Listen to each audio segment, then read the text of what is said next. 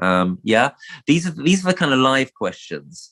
And well, that depends on us, right? That depends on what we do.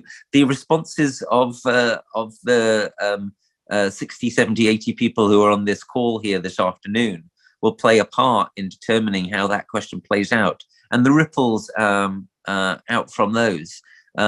People going away and whatever, reading one of my books, reading one of Greta Thunberg's books, deciding to do something dramatic with their wealth. Some people on this call probably have a lot of money. I mean, tens or even hundreds of thousands of dollars to spare, squirreled away in a bank account or in some property. Something like that can make an enormous, disproportionate difference. I'll give you an example. One person provided the majority of the early funding for Extinction Rebellion. One person who gave £1 million to Extinction Rebellion. And of course, most of us don't have £1 million or $1 million, but some people do. Another example, one person provided most of the seed funding for our incredible Green Party Member of Parliament in the United Kingdom, Caroline Lucas, who some of you will be aware of. One of the really great parliamentarians in the world. She would probably not have been able to get elected in the first place if one person hadn't left their flat in the seaside town of Brighton to the Green Party. They left their flat in their will to the Green Party, and that enabled the Green Party there to get enough funding for staff members to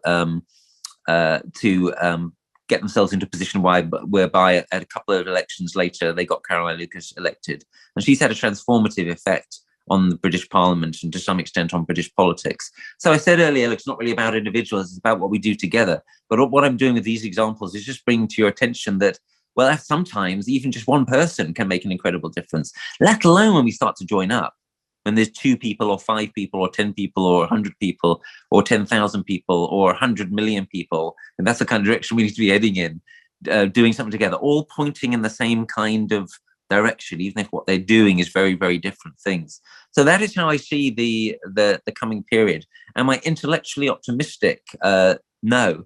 But do I think that there is hope in action, in what we could choose to commit ourselves to throw ourselves into if we really allow ourselves to feel and work through our rage and our despair and so forth? Yes.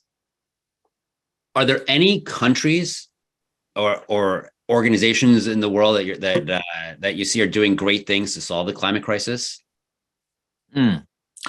Yeah, so of course, some countries are doing better than others. I'm not sure there's anyone who's doing enough yet, but let me give you a couple of examples of some really good stuff that's going on, which we should take inspiration from.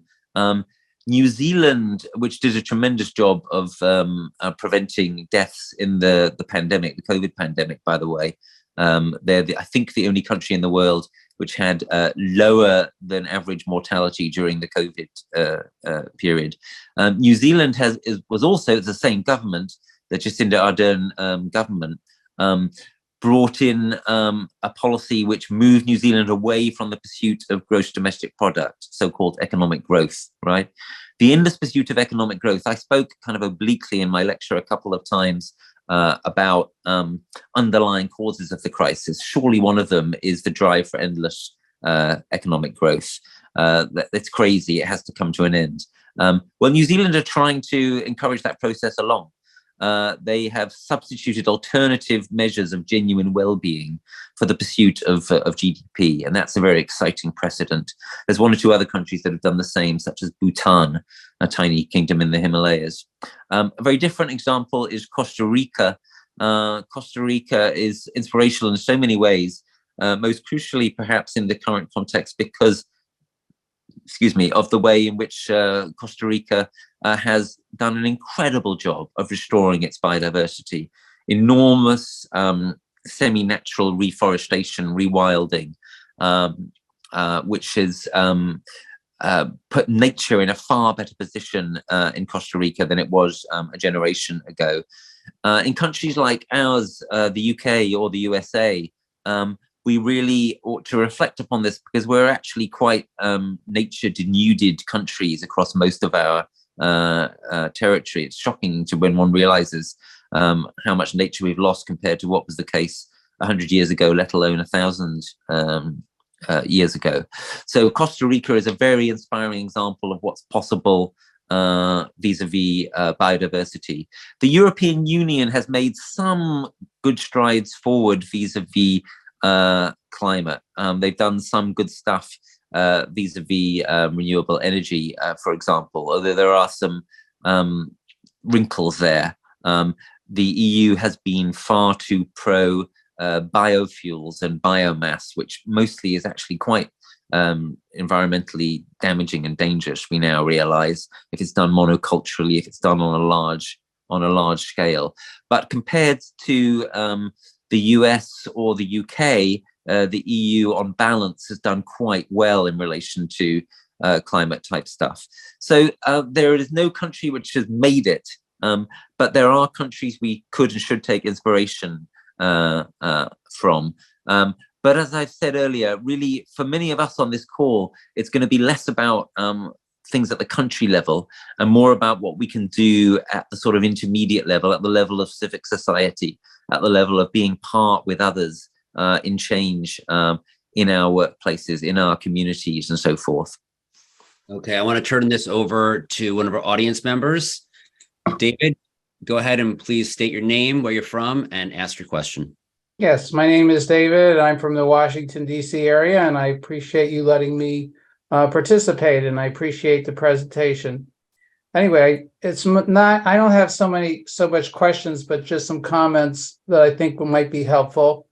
And that is, one is, given the climate crisis and other crises that are out there, I think for many people, either the way of dealing with it is to just get on with their lives and just ignore it, or they're like the deer in the headlights and they just are so overwhelmed that they can't respond to it. My always thought is the serenity prayer, which is figure out what you can do individually rather than trying to think you can change the whole world, and use that as a basis for coping with what's going on. The other thing I think many people do is to outsource to environmental organizations, that is, give money to environmental organizations who are doing a lot of good things to try to deal with the climate crisis, let alone other environmental problems. And I understand in the United States, they're trying to preserve 30% of all the land, whether it's through indigenous Native Americans or through ranch land or other ways of dealing with it. The problem is agriculture, and I know that's been discussed on this summit. So anyway, those are some thoughts I have. I could go on and on and on, but I think the serenity prayer is one of the main things that people can focus on. That is, focus on what you can do rather than getting so overwhelmed that you do nothing. Yeah, thanks, David. I think I'm in quite a lot of agreement with you. I think the serenity prayer is very useful here. One slight modification I would make, you'll be unsurprised to hear, is I think we need to focus not just on what we can do as individuals, but what we can do together. By together, I don't mean like as the whole human race, because that's usually not a level we can work at, but I mean something like what we can do as a group of neighbors or as a group of co-workers and so forth, building up from there. But with that slight modification, I'm very much in agreement with you. I love the way you use the word outsource, which connected with what I was saying in my talk. And here's how I would put it in relation to what you said about people giving to our environmental organizations. Of course, it's better to give whatever, $100 a year to the Sierra Club than not to give anything to anybody. But the idea that lots of us giving $100 a year to the Sierra Club is going to be enough is becoming more and more risible, right? It just doesn't add up. And more people realize that, right? And that's the point. So the point is, this kind of temptation to outsource is coming to an end. So the question is, what replaces it? When you start to give up on outsourcing, when you think, oh, what if I can't trust the government to fix it? What if there is no tech fix? What if the environmentalists and the activists have not got this completely covered? Then what? Ultimately, it comes back to you, right? It comes back to us working together, and what are we going to do and how are we going to step up? And that's the point. That's the point of the Climate Majority Project. We need to step up and form a self-aware climate majority in a way that has just started to happen and has not been the case in the past. And when we do so, we will be deliberately overcoming this understandable but increasingly ineffective temptation to outsource. Finally, in terms of the point about overwhelm, absolutely. Yeah, people have been trying to ignore it. People have been feeling overwhelmed, frozen, etc. Again, that's the point, right? The point is those kinds of difficult feelings, even feelings of overwhelm or feelings of despair or desperation, feelings of depression, climate depression, etc. Those feelings themselves need to be faced and need to be reckoned with. And then only then can you start to overcome them. And a key part of the way you actually overcome them is by taking action of the kinds that we've been talking about. One place to go if people want to pursue this is to my teacher, Joanna Macy, in her work that reconnects, which is an incredible way of developing this kind of real, active, lived mental health, the true mental health of being willing to face and feel one's eco-grief and climate anxiety and so forth. The work that reconnects is easy to find online. There may well be workshops or whatever that happen not too far away from where you live at some point in the near future. And yeah, what people need to understand is that the more they try to just turn away or to take refuge in something, the worse it's going to get. I mean, the worse it's going to get literally out there in the world, but also ultimately the worse it's going to get for you. Because the truth is that just trying to turn away for forever and a day, it's going to get harder and harder. It's going to be less and less plausible. It's going to be less and less satisfactory. I remember what I said towards the end of my lecture about the desperate energy involved in desperately trying to keep despair at arm's length. Yeah. What if we let all that go, and instead of using all that energy to try to keep things away and to go like this, what if we actually turn and face the trouble? What if we stay with it, stay with ourselves, stay with each other? And what people discover when they do that is it's initially perhaps hard and there's some emotional discharge, but it's so much more satisfying and it's so much less exhausting. It is exhausting to ignore reality. It is exhausting to turn away from everything. It is exhausting to endlessly keep one's difficult feelings at arm's length.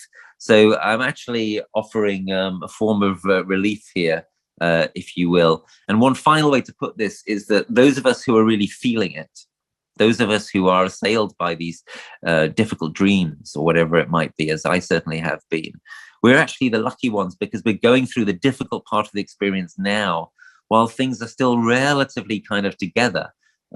Things are going to get in a number of ways a lot harder for a long time to come. And some people are going to have a rude shock and a rude awakening into climate and ecological reality under much more difficult circumstances than we're in right now. So if you're in the vanguard of experiencing some of this mental distress, take some comfort from the reality that you are one of the lucky ones, and take full advantage of that luck. Take full advantage of being part of the vanguard, of full advantage of being part of what is so far a relatively thin but increasing end of what will become a larger and larger wedge. And I'm now using this wedge metaphor not to talk about the climate crisis, but to talk about our response to it, right? To talk about the emergence of this self-aware climate majority. So what aspects of climate change do you expect to for the population to see first? Running out of fresh water, issues with land, the impacts on our complex food supply system, floods, wildfires. I mean, we're already seeing extended wildfires in yes. California. That season ended.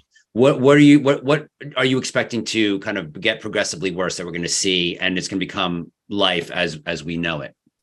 Yeah. Right now, there's quite a lot of bad wildfires in Canada. I mean, how ridiculous, right? It's only early May. It's springtime still. We've got bad wildfires in Canada. Yeah, it's all of the things that you said, Mike. I have particular concerns around the food system, and that means, of course, the water system at the same time. Our food system is out of control. It's a runaway food system. A lot of the trouble, of course, is caused by capitalist and corporate greed, and by a lack of concern for human health, let alone for animal welfare, and a concern instead for short-term profit. The reason why I'm so concerned about the food system and water availability is very simple in final analysis. It's because without it, we're nothing, right? Although we can keep going for quite a while on meaning alone, as I said earlier in my lecture, but not obviously indefinitely. That is why I think one of the things which really makes sense to do is to engage with others in building local food resilience and local water resilience. One aspect of that, one very simple aspect of that, is water storage. One wants to have water storage systems. One wants to have systems for collecting the grey water that comes from one's house, like water from the bath, for example. And there are, I know, in some parts of the US, absolutely insane, mad laws that ban one from doing that, and try to force one to get all of one's laws from water companies. Those are prime examples of laws that must be overturned, resisted, or struck down, including where necessary by practical resistance. Because this is about our lives. This is about our safety and our future. So yeah, I would encourage people strongly to look at food or water resilience almost as a default, as part of what one does. Although, as I said earlier, for some people there will be other more important ways in which they can direct their lives for the cause of good in relation to this crisis. For example, through what wealth they may have, or through their extended family, or through their church, or through their workplace. And also, as I said earlier, to reiterate this really crucial point, if you are engaging in local resilience building, you might sometimes think something like, isn't this a bit selfish?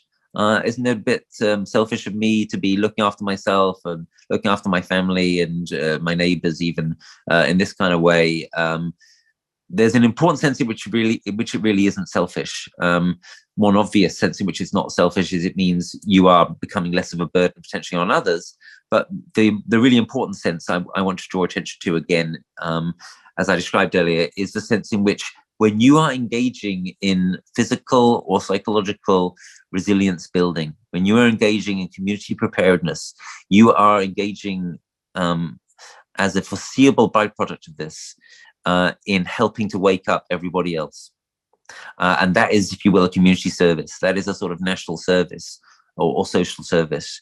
And so that's a remarkable way in which the endeavor, which might for some people be quite selfish in initial motivation of building community resilience, has a public good. It has a wide potential societal knock-on effect of people realizing, my goodness, we do need to get serious about tackling this more than emergency.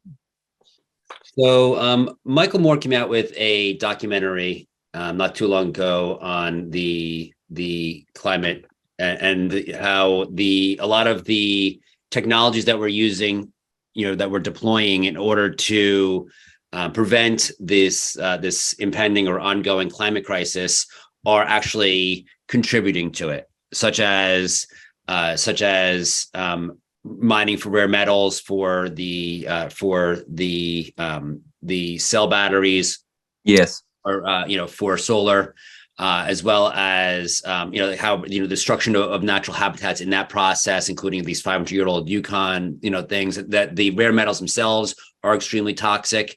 What do you say to those types of things when we're looking at strategies for the future?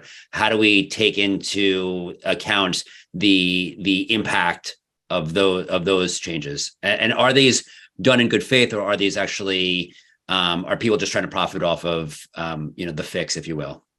Yeah. So this is a complicated question. You're talking about Michael Moore's film Planet of the Humans, right. Which is it's worth a watch, but it needs to be taken with quite a big pinch of salt. For the benefit of those who are on the call, I'm going to attempt now to put into the chat a review I wrote of the film which will explain in detail my response, and I'll try to speak to it more briefly. Yes, I've successfully managed to put that in the chat. What we try to do in our review is to give a kind of balanced, nuanced appraisal of the film, and to bring out some of the ways in which the film was not as balanced and nuanced as it should have been. We think that the film and that Michael Moore raised some good questions about what is sometimes called bright green environmentalism. It is a delusion, for example. It is indeed a delusion to think that we are going to be able to replace like for like all the fossil fuels that we're currently burning with genuinely renewable energies. As I said earlier, we need to be encouraging and co-creating an energy descent. We need to be using and wasting a lot less energy in the future. So as we reduce the amount of fossil fuels we use, we shouldn't just try to increase renewable energy at the same rate. We should increase it at a lower rate.